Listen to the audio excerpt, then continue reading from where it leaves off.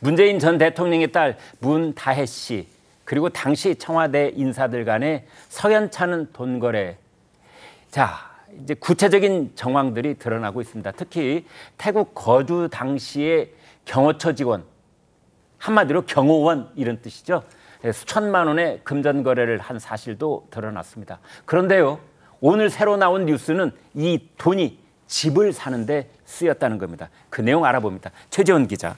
네, 검찰이 현재 이 문재인 전 대통령의 전 사위 이 서모 씨의 타이 이스타대 특혜 채용 의혹을 수사 중입니다. 이 수사 과정 중에서 검찰이 문 전 대통령의 딸 다혜 씨가 청와대 경호처 직원을 통해서 태국에서 들여온 돈의 일부로 서울에 주택을 사는 데 쓴 단서를 잡고 지금 추적을 벌이고 있는 걸로 알려지고 있습니다. 다혜 씨가 경호처 직원과 거래한 자금의 사용처 일부가 집을 사는 데 쓰였다. 이 부분을 확인했다는 건데요. 2018년 7월 가족과 함께 태국으로 떠났던 다혜 씨가 이듬해 5월 서울 영등포구 양평동에 다가구 주택 한 채를 매입하는 과정에서 태국에서 들여온 자금의 일부가 들어간 정황이 포착됐다는 겁니다. 이 다혜 씨는 2019년 5월 태국에 머물고 있던 시기에 대출 없이 7억 6천만 원을 주고 다가구 주택 한 채를 매입을 했고요. 이 주택은 매입과 또 매각 과정에서 여러 가지 의혹을 그 당시에도 샀던 바가 있었습니다. 네, 그렇군요. 지금 보도에는 그 다혜 씨가 구입했다는 그 주택 사진도 지금 돌아다니고 있습니다. 이승환 위원장께요. 네. 자, 그런데 이제 문제는 뭐 그 누구든 이제 한국에서 집을 사기도 하고 팔기도 하고 다 할 수 있을 텐데 거기에 돈을 이제 이렇게 마련하기도 하고 말이죠. 그런데 왜 대통령의 딸이 경호원한테 그 계좌를 좀 다오해서 그 계좌로 돈이 왔다 갔다 합니까?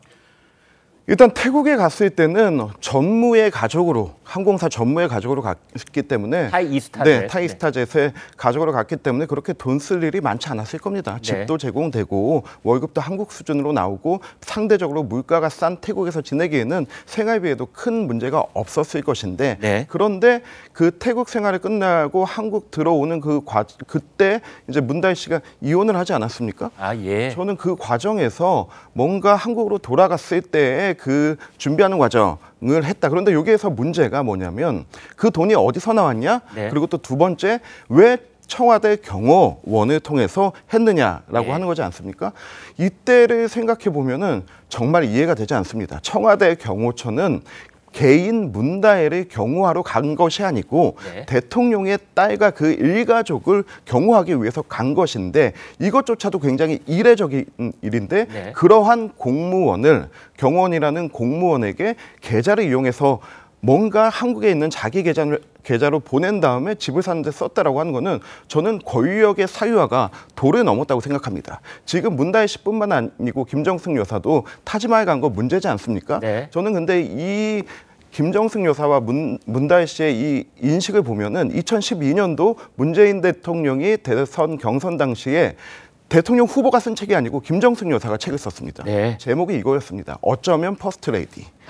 그러면서 사회 인사들을 만나서 우리 사회가 어떻게 되면 좋겠습니까? 라고 묻고 다닙니다. 네. 이거는 아직 후보자의 부인 신분인 사람이 나는 이제 영부인이 될 거고 그 영부인의 지위조차 넘어서 사회적 현안들에 대해서 전문가를 만나는 거는 대통령의 권력을 사유화하려고 한 의지 자체가 이미 그때부터 보였다라고 생각되거든요. 네. 저는 그러한 생각이 저 가족 전체에게 있던 것이 아닌가 하는 느낌이 듭니다. 네.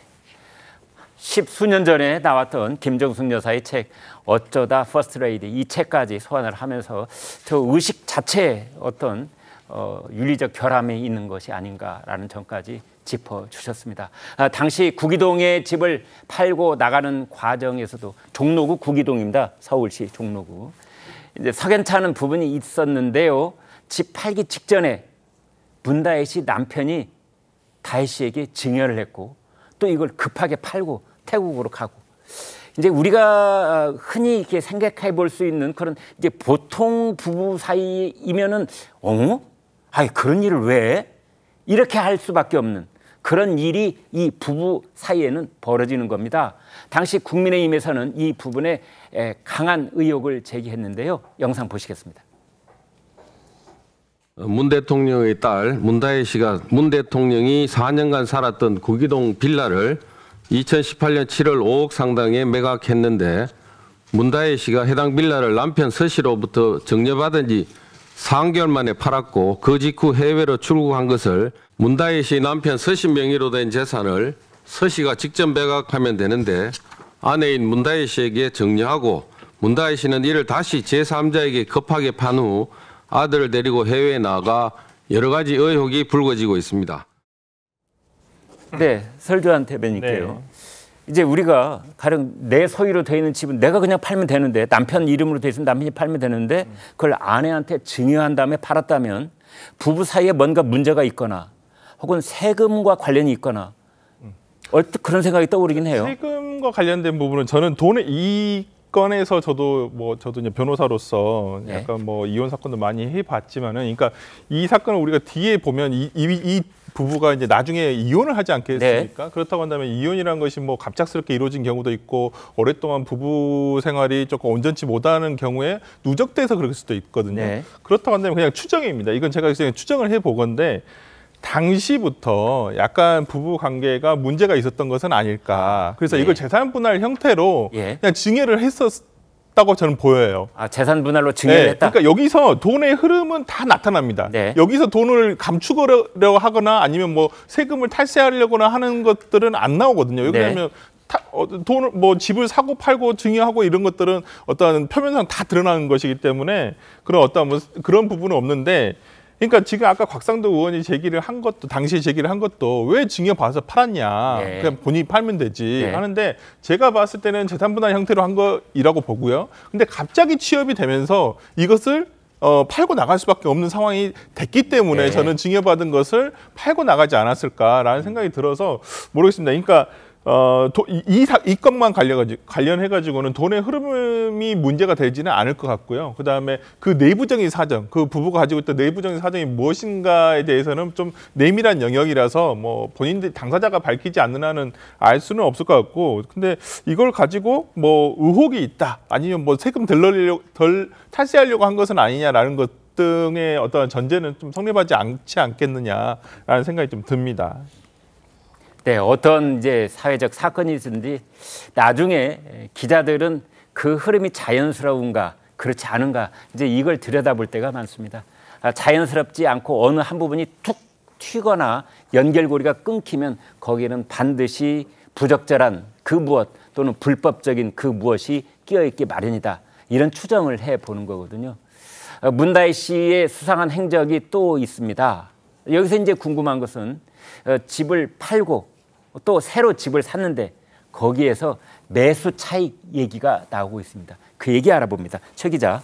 네, 지금 앞서 설명드렸듯이 이 문다혜 씨가 지난 2018년 7월 10일에 이 구기동 빌라를 5억 1천만 원에 매도를 했거든요. 네. 그런데 불과 한 10여 개월 만에 이 빌라보다 2억 5천만이 비싼 다가구 주택을 영등포구에다가 산 겁니다. 그 7억 6천만 원에 매입을 해서 그 당시 곽상도 의원도 마찬가지고 갑자기 외국에 있던 문다혜 씨가 2억여 원의 돈이 어디서 나서 10개월 만에 2억이나 더 비싼 7억 원짜리의 빌라를 살 수가 있었느냐, 이런 의혹이 제기가 됐었는데 그 이후로 이 1년 9개월여 만에 이 집을 다시 팔면서 시세 차익으로 1억 4천만 원을 다시 벌어들인 것이 드러나게 된 겁니다. 네. 이 주택을 매수한 지 1년여 만이었던 2020년 5월 21일에 그 서울시에서 지구단위 계획 구역으로 지정이 되거든요. 네. 그 인근에 있었던 이 빌라를 하루 만에 팔게 되면서 약 1억 4천만 원의 차익을 얻었다, 이런 사실까지 드러나고 있습니다. 그렇다면은 이제 서울시에서 부동산 대책이 나온 직후에 그 돈을 팔았다면은 이 부동산을 구입한 의도가 어디에 있었느냐, 이런 의문도 가능하잖아요. 네, 맞습니다. 실제로 이런 계획이 발표될 것을 미리 인지하고 네. 이 빌라를 매입하고, 실제 이 이사 부동산 대책이 변창흠 당시 국토부 장관이 2월 4일 날 발표를 했는데 그 하루 뒤인 2월 5일 날 이 빌라를 팔았거든요. 네. 그러니까 그 경위 자체도 조금 석연치 않다. 이 지구 단위 계획이 발표될 계획이었다면 호가는 아마 그 전부터, 훨씬 몇 달 전부터 그 지역과 그 인근에는 소문이 다 나기 마련인데, 그럼 벌써 부지 그 가격이 뛰기 시작을 하잖아요. 그 일련의 흐름들을 알고 대책 발표 하루 만에 이 집을 1억 원 이상의 시세 차익을 얻고 판 것이 아니냐, 이 얘기가 지금 나오고 있는 거고요. 이 지구 단위 계획 지정된 곳도 이 문다혜 씨가 갖고 있던 빌라에서 불과 한 10m 정도밖에 떨어져 있지 않았기 때문에 직접적인 혜택을 받다고 보는 것이 맞다, 이런 얘기도 나오고 있습니다. 그렇군요. 여러분께서 다 기억하다시피 문재인 정권 5년 동안 그 얼마나 부동산 대책 때문에 논란도 많고 고통도 심했습니까? 그리고 지난 총선 전에도 또 몇몇 국회의원 후보들 부동산 문제 때문에 한참 시끄러웠지 않습니까? 그런데 이번에 새로 나온 얘기를 보니까 이제 문재인 전 대통령 딸 문다혜 씨가 그 문재인 정권 때 부동산으로 그렇게 큰 문제가 되고 고통이 있다라고 하던 그 시절에 그 대통령의 딸이 이제 집을 사고 또 시세 차익을 남기고 실제로 그 집에 살았는지 이제 이런 게 좀 불투명하고 뭐 이런 상황이라고 그래요. 호 대변인께요. 네네. 국민들이 저런 뉴스를 지금 시간이 좀 지났다고 하지만 지금 들어도 아마 깜짝 놀라실 것 같아요. 국민들이 의혹을 가지고 계신 문제는요. 네. 해소를 해드려야 됩니다. 그리고 진상을 밝혀야 됩니다. 그리고 네. 만약에 이제 문다혜 씨가 이런 그 의혹과 관련해서 억울하면 네. 그 억울함 풀어줘야 됩니다. 네. 예, 아니면 아닌 대로 결론을 내려줘야 되는 거죠. 네. 저는 그 이상한 점이 한두 군데 있다 정도가 아니라 네. 처음부터 끝까지 다 이상하지 않습니까? 지금 모든 것이. 네. 아마 이런 일이 지금 정부에서 일어났었다라고 하면 이미 특검 법안이 4번, 5번쯤은 발의가 됐을 겁니다. 자, 이 태국으로 갑자기 가는데 예. 부부가 그런데 그 남편은 타이 이스타젯이라는 이상직 씨가 하는 회사에 항공업과는 아무 경력도 없는 사람이 임원으로 취업을 합니다. 네. 그리고 그 이상직 씨는 그 비슷한 시기에 중소벤처기업진흥공단 이사장이 됩니다. 네. 누가 봐도 이상하지 않습니까? 네. 그리고 또 2년 뒤에는 전주을에서 공천을 받아서 국회의원이 됩니다. 예. 바로 4년 전에는 다른 그 경쟁자한테 떨어져서 저희 공천을 못 받았었는데 네. 그 경쟁자는 그냥 컷오프 시켜줍니다. 그러니까 그냥 국회의원 배지 달아준 거나 마찬가지입니다. 자, 이런 일들이 벌어지는데 그 와중에는 그 어간에는 또 집을 사고 팔았었다. 네. 그런데 자금은 어디서 났는지 모르겠는데 청와대 직원들과 3명이나 그 거래한 정황이 포착이 됐다. 예. 이것을 그냥 자연스럽다, 그럴 수 있다라고 납득하는 국민이 우리 국민 중에 몇 명이나 되겠습니까? 의혹은 밝혀져야 됩니다. 의혹은 밝혀져야 되고 문다혜 씨 본인이 여기 대해서 좀 입장을 내놓아야 될 그런 시점이 아닌가 이제 이런 말씀까지 짚어주셨습니다. 자, 이런 점에 대해서 결국은 간단하게 요약을 하면은 그 새로운 집을 문다혜 씨가 샀을 때 이걸 투기라고 봐야 되는지 아니면 어떤 자연스러운 앞으로 뭐 장래 살게 될 집 이런 뭐 구입으로 봐야 될지 이런 점들이 결국은 국민들께서 가장 관심 있게 들여다보는 부분이 아닐까 싶기도 한데요. 최 소장님. 이게 되게 1년 9개월 만에 1억 4천만 원의 시세 차익을 노렸다는 거거든요. 네. 그런데 아마 국민들이 많이 기억하실 텐데요. 문재인 정부 때 부동산 가격이 5년 정도 5년 안에 2배 정도 뛰었어요. 네. 보통 이제 저도 이제 부동산 정책 같은 걸 같이 하는데 부동산은 실은 이제 경기 변동 주기가 있어요. 네. 그래서 아주 오랫동안 좀 정체돼 있다가 갑자기 쫙 올랐다가 또 떨어졌다가 이렇게 아까 이제 한국 같은 경우 한 12년 정도 주기로 이제 8년 정도 떨어졌다가 4년 동안 한꺼번에 팍 오르는 그런 주기가 있거든요. 그렇군요. 그래서 문재인 정부 때 그랬고 노무현 정부 때 그랬고 과거 노태우 정부 때 그랬고 그게 네. 이제 다 부동산이 올랐던 주기들인데요. 부동산 경기 변동 사이클인데 네. 그러면 우리 기억을 하면은 문재인 정부 때 10억 하던 아파트가 대략 한 5년 안에 20억 정도 했었어요. 네. 그거는 서울 지역 대부분이 다 그랬었거든요. 비싼 지역은 좀 더 많이 오르고 좀 이제 서울의 변두리 지역은 좀 덜 오르고 그랬는데 그러면 만약에 10억이 20억이 있다고 치면 1년에 2억 정도 오르는 게 일반적인 시세 변화였어요, 당시에. 네. 그러면 지금 1년 10개월, 1년 9개월 만에 1억 4천만 원 정도가 됐으면 평균 시세 차익보다 시세가 더 적은 거예요. 그래서 실은 네. 대통령의 딸이 되는 현직 대통령의 딸이 되는 사람이 1억 4천만 원의 그 남들보다 더 적은 시세 차익을 노렸다. 그냥 네. 가만히 집만 가지고 있는 사람보다 훨씬 더 영세하게 약간 붕어빵 수준의 시세 차익이라 그럴까요? 그래서 이거를 시세 차익이라 말하는 것 자체가 네. 매우 영세한 아마 지금 여기 출연하시는 분 중에 자가를 가지시는 분이 있는 모르겠지만 그러면 기억을 복귀해보면 우리 집이 5억이었는데 뭐 10억이 됐고 10억에서 20억 되고 그거 아마 주변에 그 얘기를 다 들었을 거거든요. 네. 그래서 이거를 그리고 또 하나는 문재인 정부 때 부동산 대책을 발표한 게 한 30번 정도 발표했어요. 네. 그러면 부동산 대책을 발표하지 않은 적이 거의 없다고 봐야 돼요. 예. 30번이면 그래서 이제 우리가 너무 낮은 발표를 했다는 게 오히려 이제 비판은 될 수 있을지언정 네. 뭔가 좀 묵직하게 써야 되거든요. 예. 그러니까 실은 다 이렇게 쪼물딱쪼물딱거리는 이제 발표들이 많았었는데 그러니까 한 해에 6번, 2달에 한 번 꼴이군요. 그렇죠. 그래서 그냥 검색해가지고 뭐 우리 그 문재인 대통령의 따님이든 아니면 뭐 우리 여기 출연진 중에 누구든 네. 다 문재인 대통령 문재인 정부 정책 부동산적 발표한 지 한 달, 두 달, 세 달 안에 우리가 뭔가를 했을 거야 다. 네. 주변에 사돈의 8천 다 포함해가지고. 그래서 그거는 예. 제가 보기에는 이제 이 너무 약간 붕어빵 수준의 지금 시세 차이, 평균 이하의 시세 차이인 네, 거거든요. 네. 그래서 요거를 이제 의문을 제기할 수는 있는데 네. 뭔가 좀 그런 의미에서 오히려 약간 좀 석연치 않은 네. 시세 차이라고 표현하기 너무 석연치 않다. 네. 그런 생각이 듭니다. 네. 저는 서울 구로구 오류동에 거주하고 있습니다. 그러세요? 네. 30년째 거주하고 아파트 보유하고 있는데요. 네. 시세 차익이 뭐 있었는지 모르겠지만 실현된 시세 차익은 0원입니다. 네. 저 같은 사람이 아마 대부분일 겁니다. 1억 4천만 원 시세 차익을 봤는데 붕어빵이다라고 하신 것은 예. 그것을 국민들이 어떻게 납득하겠습니까? 그러나 명백한 거는 그거는 네. 나중에 한번 데이터로 확인해 보면 되는데요. 네. 서울 지역 아파트 가격은 2배 이상 평균 뛰었어요. 네. 평균으로 그렇고 어지간한 강북 지역도 그렇고 참고로 아파트 평균이 지금 현재 11억 정도 됩니다. 네. 현재 서울 지역 같은 경우는. 예. 이제 아파트 네. 평균 이거는 여기까지 주셨어요. 살고 있는 집에 이제 그 시세가 올랐다. 또 네. 지금은 많이 조정됐습니다. 근데 이분은 그래서 문제인 게 아니지 않습니까? 원래 살던 집이 그만큼 올랐다면 누가 그 대통령 딸이라고 뭐라고 하겠습니까? 갑자기 8개월 만에 2억 5천만 원이 어디서 나서 갑자기 새로운 빌라를 샀는데 그게 또 불과 얼마 만에 1억 4천만 원이 올랐다 팔았다. 이것을 그거하고 비교하시는 것은 적절치 않다고 생각합니다.